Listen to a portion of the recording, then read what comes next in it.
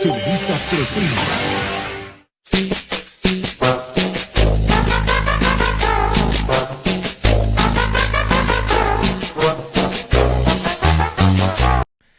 What is the mind, you boys coming through once again? And on today's video, we're going to talk about Richard Cabral. The reason why I want to talk about this individual because he has an interesting story, man. It's a success story. The guy came out of the hood. I mean, the guy was with business in the hood and made something out of his life, right? Enough with all this. This guy became unalive, and this guy this. It's time to show a story about a homeboy, somebody from the Raza who actually is representing us, and he who has an interesting story. The reason why I want to tell you this story as well is because I was locked up with this homeboy. His homeboy from the same hood, and he used to tell me stories. He's told me stories about this guy, but at that time, his rapping name, Baby Jokes, had more weight than actually he's an actor. You know what I mean? He's acting, and at first I was like, man, I don't know no rapper named Baby Jokes. Don't forget, I've been locked up for a long time, so I mean, I just remember the guys from the early 2000s and stuff like that, right? And he eventually told me, okay, he came out on this episode on this show, blah blah blah blah, on this movie, and I was like, hold on, this is the same guy that came on the A Better Life, right? I said, yeah. I said, okay, so I really know who he is. Better Life is one of my favorite movies, and the story is the movie Better Life has an interesting story, man, and a lot of individuals can like us can identify with that stuff, right? Because it's a story of two kids, right? Well, it's actually this dad and this kid, right? Which the guy doesn't have papers. His dad doesn't have papers, and the kid is basically the dad wants to protect his son, right? He don't want him to grow up becoming a gang member, but they do live in LA in a neighborhood. And his best friend, he's interested in that lifestyle, right? Because his brother is in prison. They got pictures in his living room with his brother, with his blues and stuff like that. In a way, I think about my house, how my nieces and nephews grew up, man. Just seeing me on a, let's say, in a picture frame, right? And just my blues, man. And to this day, my mom has those pictures right there, man, and it's like, man, that's crazy, right? That's crazy, and a lot of people like us can relate to that. So eventually, one of them wanted to become a gang member and became a gang member, and the other guy, he wanted to do a better life, man. Become something better. Eventually, his dad got deported, man. Sad situation, and the interesting the interesting line on this that I caught my attention. It was when you see the kids playing soccer, right? And you see Baby Jokes walking by, and he sees the youngsters, right? And said, "What's going on?" Aztec All Stars, right? Because they're playing soccer. So I found that line kind of funny, right? Kind of interesting. And then eventually the kid approached him and tells him, "Hey, man, I'm ready to be part of the barrio, right?"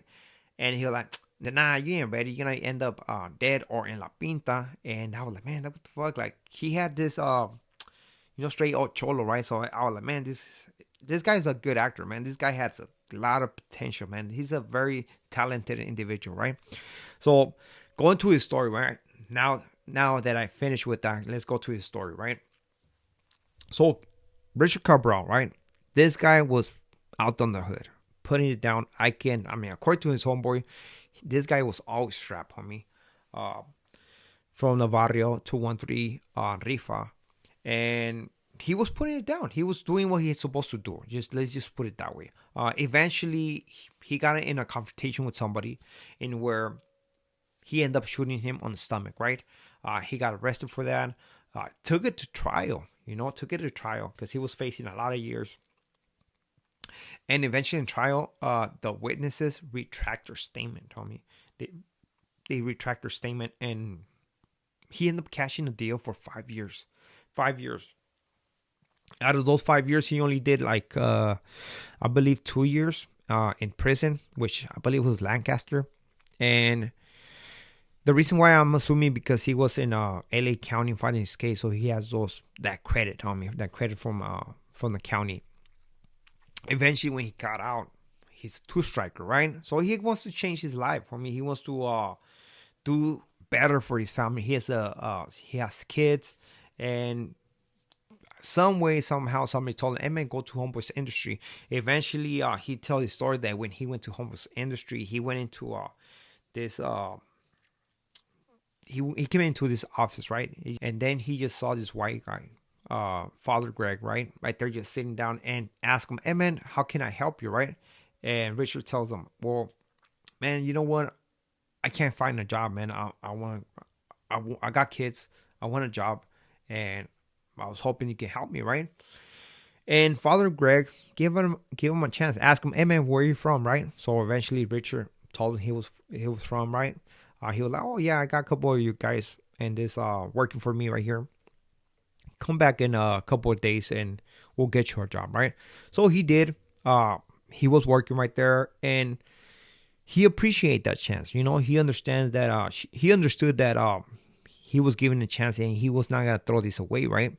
Eventually, after having or being working for this individual for 2 years, he ended up getting busted. And the reason why he got busted, he got a violation, right? And the reason why he got that violation is because he moved from his small apartment to a bigger apartment because he was making money, right? And he has saved enough money to rent a better place. But he made a mistake of actually hitting up his homeboy. I believe it was Weddle, to help him move and stuff like that. So when they did all that stuff, of course, the cops went over there.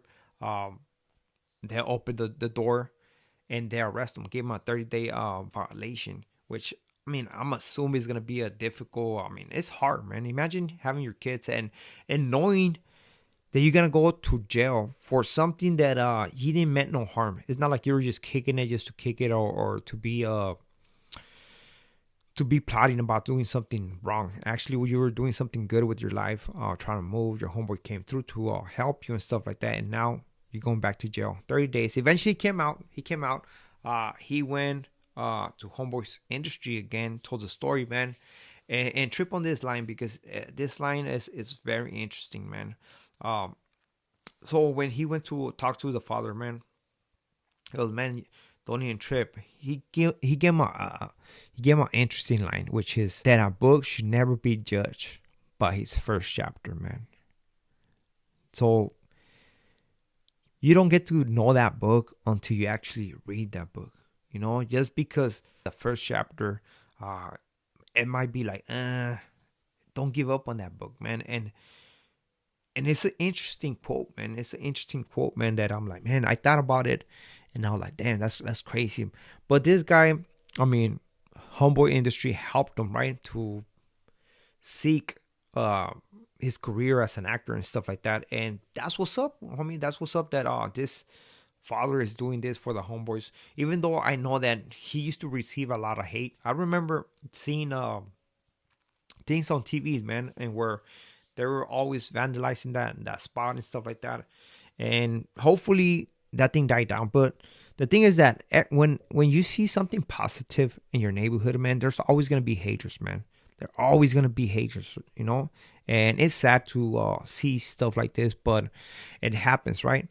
So eventually, this guy went into rapping, went into actor, and he was doing both things at the same time, right?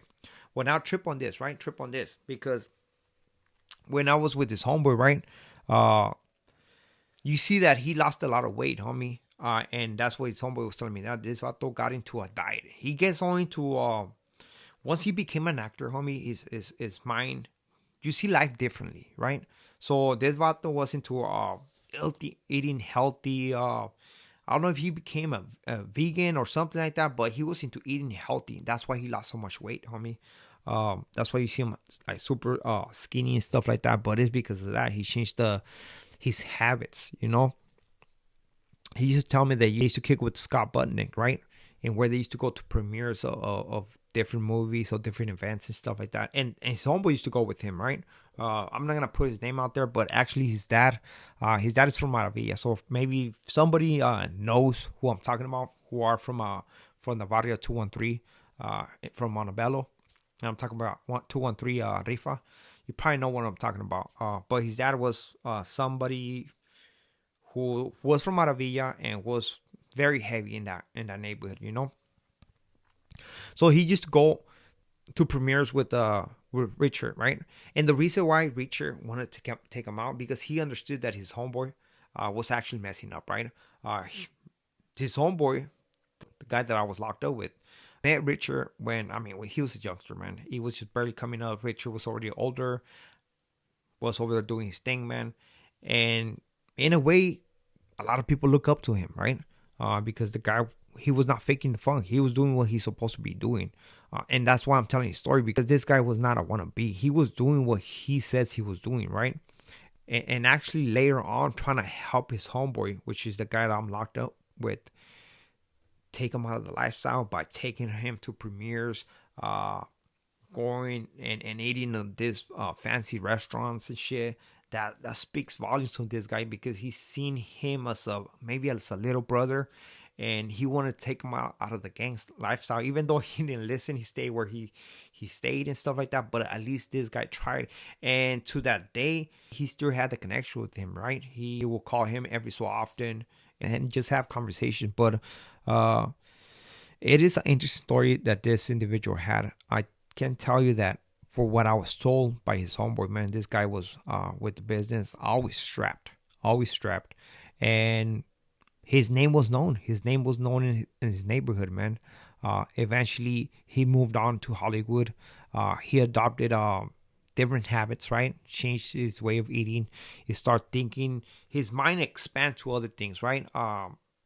You start worrying about other things, right? And that's what he is doing now. Sadly, I don't know if he ended up losing his house because of those fires, man, in LA. I'm not sure about it, but man, that guy is actually somebody to be proud of, man. This guy is actually what I call a legend. Somebody that actually did something with his life and is succeeding in life, man. To be nominated to an Emmy, man. And this guy is super talented, man. So shout outs to Richard Cabral, man. Nothing but respect to that, man. And with this being it, we are done with the story. Hopefully you like it. To the next story. Muchas gracias. Saludos y respetos. Don't forget to hit the like, a comment, and if you haven't subscribed to the canal, man, don't forget to hit the subscribe, por favor. Ahora sí, al ratos.